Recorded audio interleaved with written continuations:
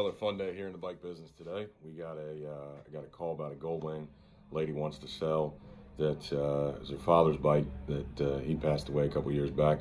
She's got it. She's just sitting on it, wants to sell it, and it's got 94,000 miles on it, which is a lot of miles, but really not that many miles for a Goldwing. So good news is I get to run across the Bay Bridge today, and that is one of my favorite trips. Although it's really my favorite trip on two wheels, but we'll get out there and see if it's worth looking at. Usually these Goldwings are good for, I don't know, 150, 200,000. Although the most I've ever seen is I did run across a guy years ago, had about 350,000 miles on it.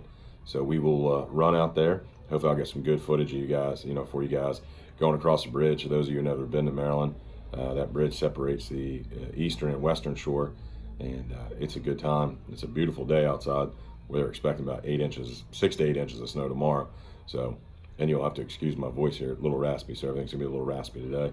But I'll take you guys along for the ride. We'll get out, take a look at it, and see how it looks.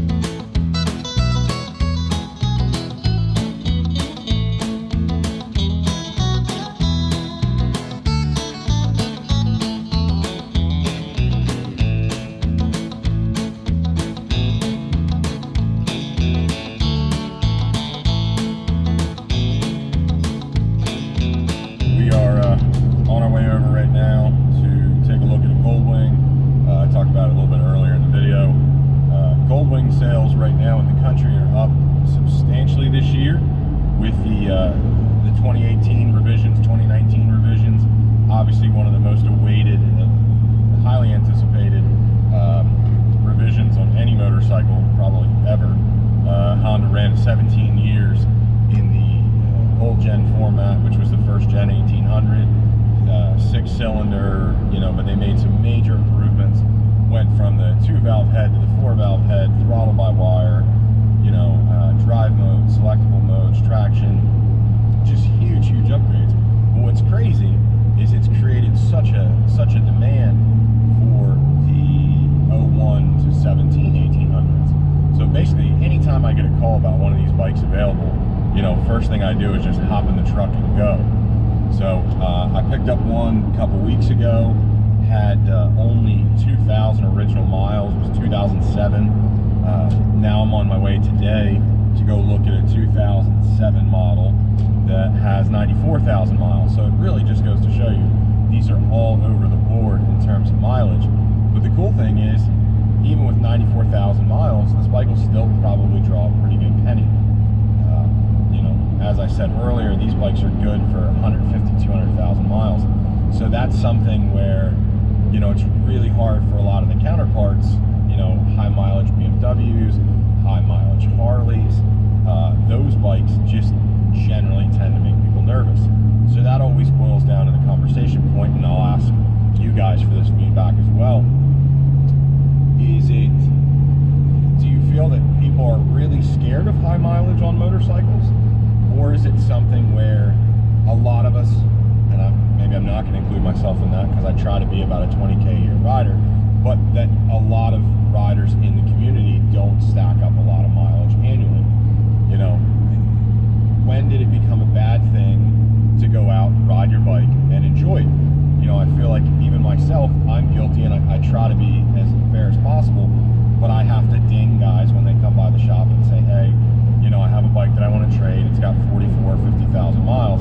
And I instantly just cringe because I know that the next buyer that comes along is going to go, oh, that's really high mileage. I can find them out there with, 10,000 miles or 15,000 miles. and they're pretty easy to come by. So I'd like you guys to chime in on that one, because I'm really curious what the feedback is. You know, are we scared of high mileage bikes, or do high mileage bikes instantly become less attractive because there's so many low mileage opportunities out there? You know, and in turn, do you just say to hell with it and just ride it?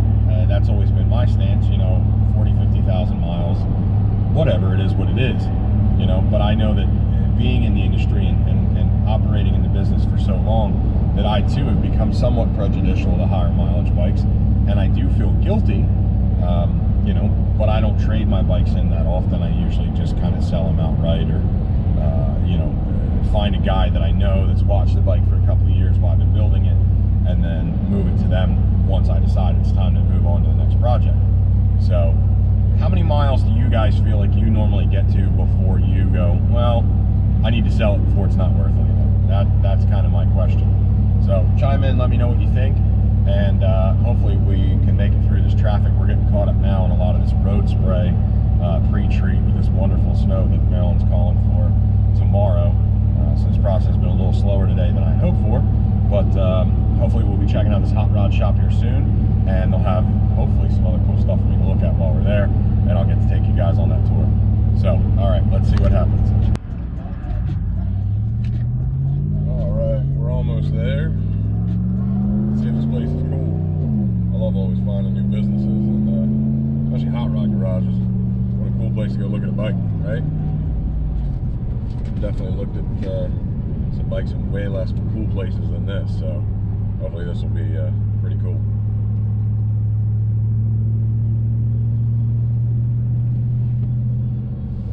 I don't know if anybody watching's ever been out to the Eastern Shore of Maryland, but this is definitely farm country, old tobacco farms, and just a lot of flat land. You know, everybody talks about the ocean in Maryland. Everybody loves it, but you gotta drive through some really flat country to get here. That's not it. That's hot rod fabrication. All right, guess there's more than one hot rod shop out here, so let's see what we can find.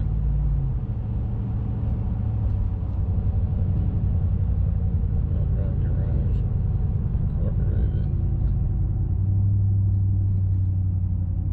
328.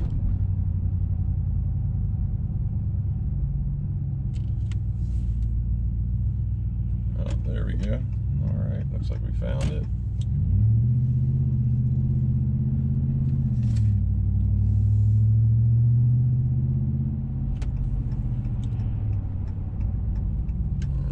See what we got.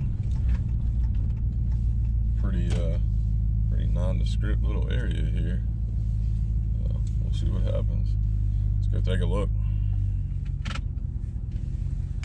They do a video at the same time. It's insane. Yeah.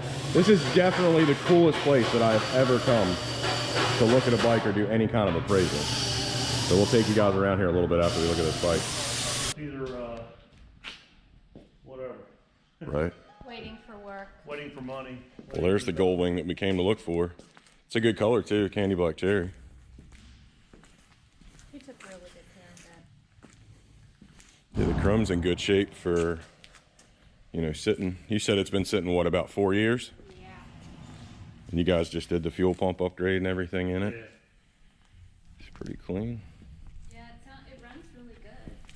Right at 100 grand. Yeah, it's right up there. Hi, I mean, it's definitely clean for a 100K bike. Oh, he was anal about keeping shit clean. Yeah. The biggest challenge, and I was talking about this earlier, is, you know, we don't know why, you know, the high mileage bikes are so hard to sell. It's just, like, is the issue the fact that it's high mileage and people are concerned with it? All right, guys, so we're heading out now, and headed back over the bridge to the shop. That was seriously one of the coolest buys that I've been on in a long time. I mean, what a fantastic shop. Really nice people, and you know, interesting circumstance always when you're, you know, trying to help somebody get out of a bike that belonged to a loved one. there's always the, you know, the emotional memories and that kind of attachment and kind of letting go of that chapter. So I always try to really do my best to make that as easy as possible for them, and hope that we can get the bike back and recondition it and clean it up and find it a good home, and, you know, let it continue, you know, with a new owner and a new chapter in its story. But really, really nice folks, and I enjoyed that quite a bit. Took me on a little tour of the shop there and showed me around it. Really, really awesome hot rods. You know, normally when I'm going out and checking out these bikes, they're in a shed somewhere, or they're buried in the back of a garage, especially when it's an inherited vehicle that's coming from somebody else or a parent or something like that. So how cool is it to find one in a hot rod shop and you can go and wander around, and they had tons of award-winning bikes, and, you know, or cars rather, lots of cover shoots. So this is kind of what a normal day for me looks like, you know, running around, chasing them down, and trying to see if we can find better bikes for you guys to come in and buy, and put some of the best pre-owned out in the market in the area. So if you guys have any questions, drop me a line, and we'll see if we, you know, if we don't have the bike that fits your budget right this second, you know, you never know what may pop up. I get calls every day, and I try to take at least a day or two a week to run out and run some of these things down and see if we can put them together and clean them up and put them out at a really good number for you. So until next time.